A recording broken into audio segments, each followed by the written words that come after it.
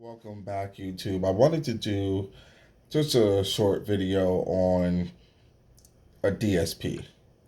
And for those that don't know what a DSP is, it's a digital signal processor.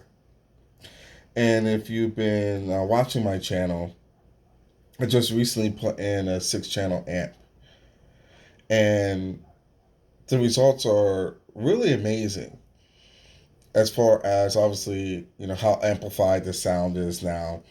But when you kind of listen to the music, it sounds okay, but you kind of feel like you could definitely make it better if it was tweaked. Now, when you put in an amplifier, you can definitely tweak it at the head unit, and or you could tweak it, at the amp. And what I would probably suggest in most cases, just tweak it at the head unit, since that's where the signal is coming from. If you don't have any type of digital signal processor or something taking that signal and changing it in some way.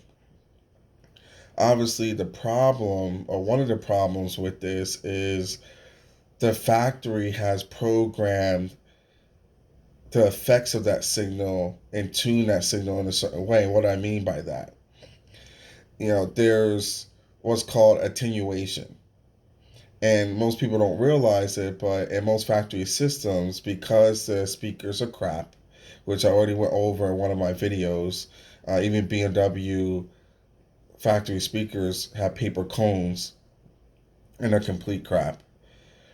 As you turn the volume up on the head unit, in most cases, the bass is actually going down. And that's because if the bass went up exponentially with the volume, you will blow the speakers in no time. And the factory knows it. And that's why they attenuate that signal so that that doesn't happen. And most people don't even realize this is happening. So I've never installed a DSP. So I wanted to actually, for this experiment, because this whole experiment came up just because I wanted to put an amp in, but I didn't want to go to the conventional route that everyone goes down with the JL Audio 6 channel amp. Everyone does that. And I could have done that myself as well, but I wanted to actually do this experiment. What's a good, if not better, alternative? And that's how I kind of came down this route. And that's why in my previous video, if you haven't watched it, watch that. You'll see that after some research, I found a 6 channel amp I paid $273 for. So that's definitely a far cry from the $600+ just for the JL Audio 6 channel amp. And let me tell you, that amp is loud as hell. So now what is the next step? The next step, I wanted to clean up that sound. I wanted to kind of tune that sound. And I'm definitely not an audiophile by any means. So I'm not going to custom tune every, phase of the signal and things of that nature, like some other people do. That's not what my goal is. But my goal is to definitely make the sound crisper, clearer, and more to my liking, the way I like to hear music, where I do like bass in it, but I don't like overcrowded bass. And I definitely do like to hear nice, crisp highs as well. So, what I did was, to continue this project, I wanted to find a DSP that was affordable. And if you've ever looked at DSPs, they're quite expensive. And when I say expensive, they're up there. You're pretty much paying for an amp all over again. Now, a lot of units now, they do have a combined unit where the DSP and the amp are in the same unit. But again, you're looking at 1,000 plus, probably about 1,000 to 1,200 bucks for those units, which those are just recently hit the market. Most people who probably do have a DSP have a separate unit. So they had an amp and then they got the DSP, at the same time or after. So what I did was I did some research and I decided to get this DSP from STETSOM. Now I have no idea about the brand. It's from Brazil. Never heard of it. But to continue this project, I wanted to see if I could get a very affordable DSP and add it to this project, and you have the ability to have an entire system, aftermarket amplifier 6 channel, along with a DSP for under $400. This cost me $121. The amp cost me $273.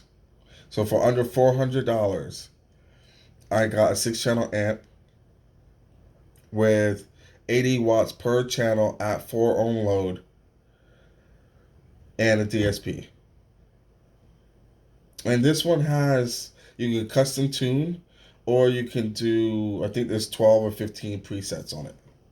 And quite honestly, if one of the presets sound really good, I'll just keep it on one of the presets, and then I'll definitely tune the delay time response. So the signals is hitting me at the same time, no matter what speaker it's coming from. So I'll definitely set that up, obviously along with the crossovers and everything else like that, which is already set at the amp, but I'll do it on this as well as far as which frequencies are coming through. But this is what I got.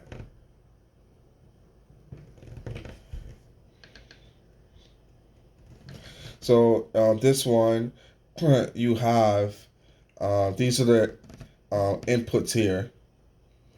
So you have 2 inputs, and then you have 8 outputs, which is all I need, for my system. It's actually more than enough. And for me, I have a full range signal on my input. So it's not like I needed to sum multiple channels just to get a full signal. So I don't need to do that. And for the outputs, honestly, I only need 2 of them. Well, actually 4 of them. But that's all I need for my setup. So with this, all you need, similar to the amplifier, we're going to have our power wire, our ground, and our remote. And you see here, just to show you, this is the power wire that I'm using, 10 gauge. This is the ground, and 10 gauge I'm using. Now, you can use 13, but to me, that's not enough. So that was the minimum that you can use according to the manual on this. But for me, obviously, the thicker the wire, the better. And we all know that the signal carries a lot better. And obviously, the wire could carry more power as well. So I went with 10. And that's probably going to pretty much max it out. I might could get an 8, but I mean, I think that will kind of be pushing it with the screw down endings here, because at a certain point, the connector would be too big to put on here. So I think 10 is a good choice there. But I'll tap into, I already have the remote wire connected to the amp. So I'm just going to tap into that and put the remote here. So I'll tap into the remote wire that I already have set up. And then you could even, for the power and the ground, I mean, if you wanted to do a distribution block setup, you can do that. For me, just to have 1 amp and a DSP, to me, it's a little bit overkill. I think if you have 3 or more modules or units that you're trying to power, I think that's where a distribution block makes more sense. But for me, I'm just going to put the ground where I grounded the amplifier. Just add another wire, and then I'm going to run a power wire from the battery. Fused, of course. Make sure you fuse every single power cable that you have coming off that battery. So for this setup, I will be using a separate fuse that will be at 40 amps for this. And always remember, it's not about the unit on the amplifier, the DSP, any line converter, anything like that. It's about the wire. So make sure you understand that you're fusing it to the wire, not to the unit. So that's very important. So I just wanted to kind of do this short video just to let you know what I'm putting in. And I'm going to do a video on obviously how it sounds, but I will do a video on how everything was set up. So you kind of get an idea of how I set things, how I ran the wires, where I put things of that nature. But I'll do that in a later video. But I just wanted to show you what I chose. And this particular unit is from Brazil, which again, I know nothing about the company, but it got here in 3 days. It was extremely fast shipping. And then obviously very affordable at $121. And from what I can see online, there's tons of great reviews on this. So I can't wait to hear it. So that's it for now. So after I put this in, like I said, I want to do a review not only on the sound increase from putting the amplifier, but I want to give my review and opinion on how this cleaned up that sound after I put the amplifier in. So if you like the content so far, give me that thumbs up, subscribe to the channel, give me your opinions. Definitely like any feedback. Appreciate that. And if you're watching, thanks for supporting the channel. Have a good one.